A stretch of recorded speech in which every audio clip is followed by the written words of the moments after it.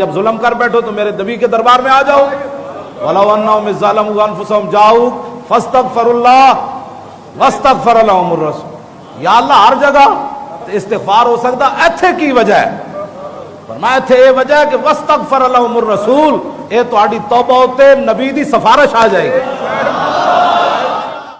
وَاسْتَغْفَرَ لَهُمُ الرَّسُولُ.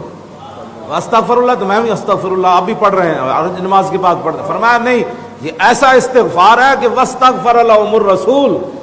اس استغفار تیرے یہاں کرنے پر اوپر نبی کی سفارش آئے گی. تو پھر اگے لوجد اللہ توابا الرحیما.